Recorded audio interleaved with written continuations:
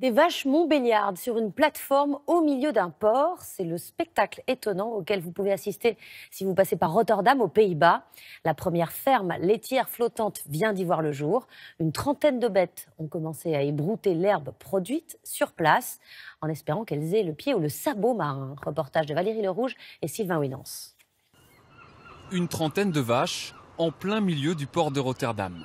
1200 mètres carrés d'étables flottantes. Une expérience pilote et prometteuse dans un pays qui manque d'espace.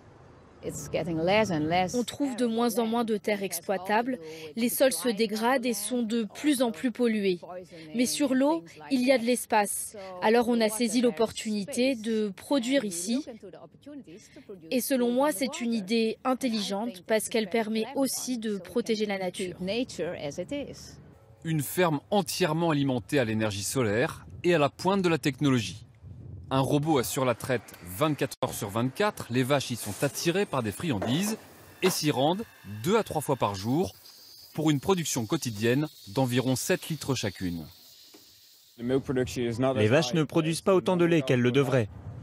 Pourquoi? Elles viennent d'arriver, elles sont encore un peu stressées. Il leur faudra quelques mois pour s'habituer. Dans la ferme flottante, rien ne se perd. Les excréments sont récupérés automatiquement puis filtrés. La partie sèche est réutilisée comme litière. Les vaches mangent du foin, des granulés, mais aussi des résidus céréaliers des brasseries voisines ou de l'herbe tondue sur les terrains de football, mais elles ont rarement le loisir de brouter. Les vaches sont des animaux assez ennuyeux finalement. Elles aiment faire exactement la même chose tous les jours. Manger, boire, aller à la traite et dormir.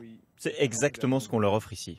Les initiateurs de ce projet n'entendent pas s'arrêter là. Prochaine étape, un volailler géant flottant et une serre de légumes flottante d'ici à quelques années.